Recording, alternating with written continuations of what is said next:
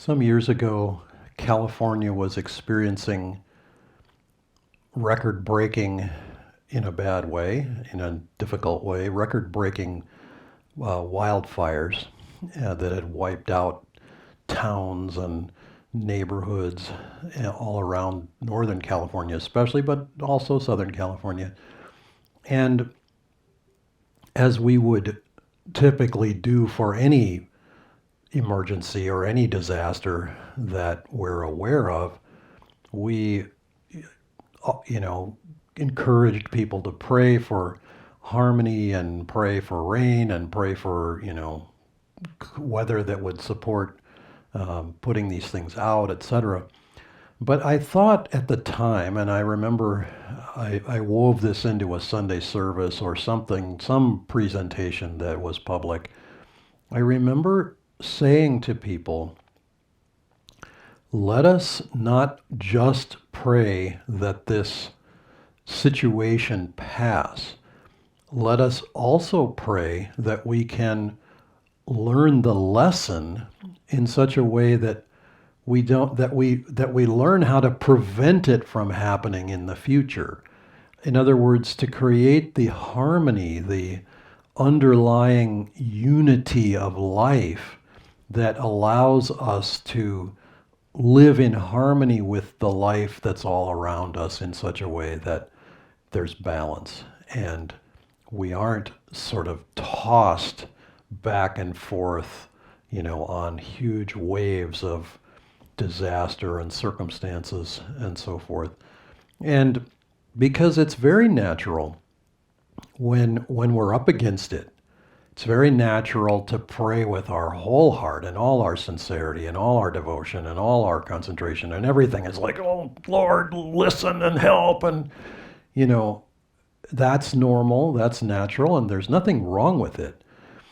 However, if once the Lord does answer, or if you don't go with the Lord answering as the alleviation of the circumstances, let's just say that rain comes and the fire gets put out and life goes on, how quickly we forget, how quickly we move on. Well, what's on TV tonight, or what's for dinner, or what's, where are we going to go this weekend, or, whatever we made, whatever may distract us and intrigue us next, that tends to be what we move on to. And it's normal, and this is not a judgmental statement, it's just an observation. It's an observation from my own life as well. So I'm in it with everybody. But there's a point to be made, which is that if we learn the lesson, if we actually get underneath to the level where we are actively trying to create a new way of life that is in harmony with all life, then such things don't have to happen. Swami Kriyananda gave talks on this subject, emergency preparedness. Sometimes we call it hard times, because of a prediction that Yogananda made that things were going to get pretty rough. And people would sometimes criticize Swamiji for repeating those words or for delivering them in the energetic, intense. So you could say, I watched Swami say those words, you don't know what a terrible cataclysm is coming. And he was repeating Yogananda's words with the vigor that Yogananda delivered them. Well, now, people would say, you're being negative, you're being pessimistic, you're being whatever. And Swami said, listen, if you take a snapshot of a car that's going 100 miles an hour, that car looks like it's sitting still in the snapshot. If it's a really fast camera, fast shutter speed, etc., the car just looks like it's standing still. If you see that car 3 feet from the cliff, and it's heading towards the cliff, and it's going 100 miles an hour, it does not take a lot of imagination or any degree of pessimism to say the car will go off the cliff. It's going fast enough. Slam on the brakes however you please, it's going over the cliff. And that's what he was saying is we have created, and this is something that Yogananda both articulated specifically and implied in many talks and many writings that he produced over the years, that we have created a materialistic society. We have created perhaps a more modern word for this would be a consumerist society. We consume stuff. We fill up the oceans with it. We fill up the trash piles with it. We try to recycle it. God help us, but even that is, it's like we're on a losing a battle there. And and we don't even just consume stuff. We also consume experience. It used to be that kids would play sports. Kids would go out and romp around the neighborhood. I mean, I remember doing this as a kid.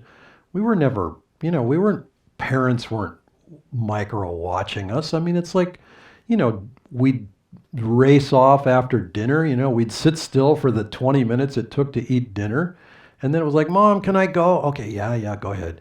And then we'd be off zooming around till dark, playing tag, catching fireflies, whatever. It was just, we did what kids do, except that we did it outside and we did it energetically, running around. And we've kind of lost a bit of that in life. And I don't just mean kids, I mean, we're all kids. And we need that movement. We need that sense of balance and life. And we've got to get to that balance again. And so take what Yogananda said, take what Swami Kriyananda echoed as a warning to look inside ourselves first, because it's easy to go and find fault outside. Good Lord, you can look around and, I mean, we live and this being an election year, it's like all the dirty laundry is out flying in the out in open view. Oh, he said such and so. Oh, look what she did, and look what she didn't do, and look, there's no end to the controversy, the scandal, it's like all the fears come up, and we have to find the calm center within. This takes work.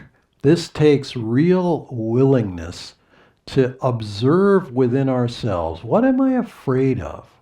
What am I really fearful of? And just simply take the practical steps to address that. The other day when I addressed this topic, I pulled out our little backpack that we created here at Ananda Community in Sacramento, kind of a go bag, a bug out bag, whatever you want to call it. I looked up bug out and I couldn't find an obvious, BUG that it stands for something. It's more like, what do you take when you have to leave now, when you have to go quickly? Anyway, it was a very practical exercise, and I brought out the stuff from the bag. And of course, that's just the beginning. Those are just the things we could buy in bulk that kind of would apply to anyone, but then there's all sorts of things that would be very much too personal to each individual, and of course, those things also belong in the bag. But there's a deeper level to the bug out bag conversation, which is that we need to have the internal bug out bag. We need to have the right attitudes. We need to cultivate equanimity, even-mindedness, patience, the desire to serve people, to serve humanity in whatever way we are called upon to do. If you're 85 years old, that service is going to look different than if you're 25. It's just natural. It's normal. It's the rhythm of life. It's perfectly fine. And it's not like the service an 85-year-old can render is somehow diminished or somehow automatically more valuable. An 85-year-old has had that many more years of experience of seeing life, has that much more perspective, hopefully, from seeing and understanding and watching the longer rhythms of life, losing a lot of people inevitably We will have lost dear ones close to us in that time. That will create a certain fiber, a certain spinal resilience, hopefully like the palm tree, which is rooted enough to stay in the ground even in a really strong hurricane, but will bend and wiggle and, bend all the way flat potentially. I mean, it's amazing. But we learn to do that in life. I say all of these things because it's just important to be prepared. And it is inevitable that we will need to learn balance, that we will need to learn. Swamiji would say, when we lived with him in India, he made this observation. Because during those years, the 2008 economic crisis came, the real estate bubble burst here in America, and prices plummeted, the stock market plunged, etc. And it looked like the beginning of really difficult times coming right then. But Swamiji for years had been telling audiences in India, look, if you fall off a chair, yes, you can hurt yourself. Theoretically, you could even die. But he said if you fall off the top of a 2-story, 5-story building, whoa, you're going to be in really tough shape. And the point he was making is, look, the Indian culture at the time is just coming up economically. And yes, materialism is wildly rife over there as well. But what his point was, we are here in the West especially have lived in a materially wealthy way, which in itself is not bad. But if it's out of balance, then when the correction comes, when the corrective lesson comes to show us you need to readjust, it's going to be like falling off a 2-story building, and it could be disastrous. So that's why we need to learn to be on the ground floor in terms of creating balance. Doesn't mean we need to create poverty. It just means we need to create balance. The inward balance, the outward balance. Not relying on things so much in our lives, but relying on God. We need to become twice as spiritual. This is something Yogananda said. He said Americans would have half as much materially, but they would be twice as spiritual. And to me, that actually sounds like a very good recipe for balance. Let's meditate on that.